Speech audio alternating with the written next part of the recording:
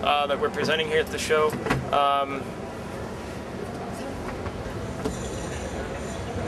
Are there any seats left? Hello.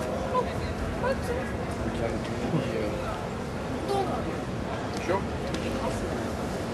Okay. The tires also work for seats. That's why they're here.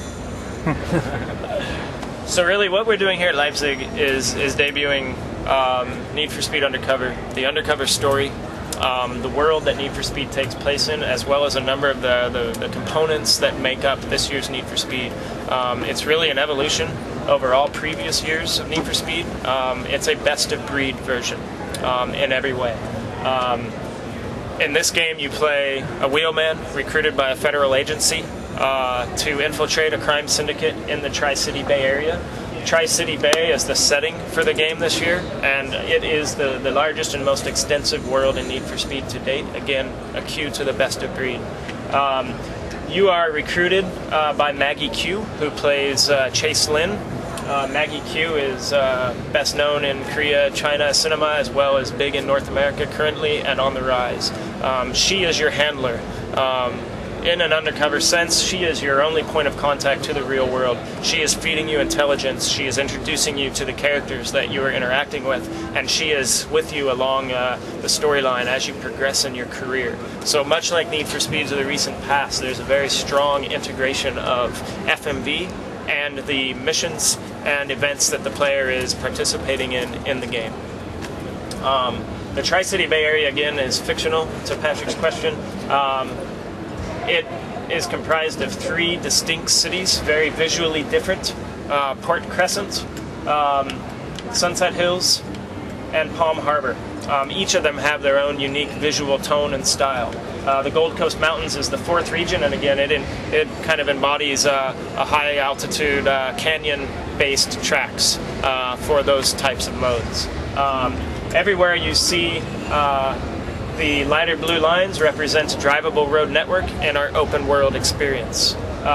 There's an extensive highway system which flanks the city on all sides. The highway system links up all of the cities I've described with an extensive and broad highway system.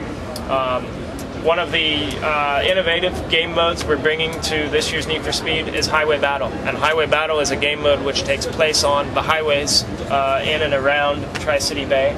Highway Battle is a bit of the front seat of a roller coaster, where traffic is the variable. Dynamically occurring traffic patterns present players with a unique experience every time they play the game. Increasing opponent difficulty, as well as police presence in these scenarios, allows us to amp up not only the action, but the difficulty as the player progresses in their career. I'll give you guys a quick demonstration of this, but I will welcome you as well to the show floor where we have the demo areas set up. You guys can have your hands on it and really get an idea for what we're talking about here. This is preceded by an FMV clip, which is showing you the design and direction that we're taking in this year's movie experience. In this scene, Maggie Q, Chase Lin, is introducing you to the opponent that you're going to be racing and infiltrating the crime syndicate a little bit further each time. Change the camera perspective. Absolutely, absolutely. Yeah, same as typical with Need for Speed. There's a couple of camera angles that meet the preferences of most of our players, and you can switch them up. Yep. Bye, Patrick. Bye. Yep, thank you. So in this example, again, we have a fairly light traffic pattern, but imagine buses and dump trucks. Imagine traffic that's reacting to you flying by at 150 miles an hour and a bus that's actually jackknifing in the middle of the freeway in order to impede the opponent. All of these are layers and tactics that lead to the complexity of this particular game mode. Do you guys have any questions about that? What about the damage model? The damage model is procedural and completely visual based this year. It's not performance impacting. Totally wreck your car? Absolutely. Exploding burnouts? No explosions.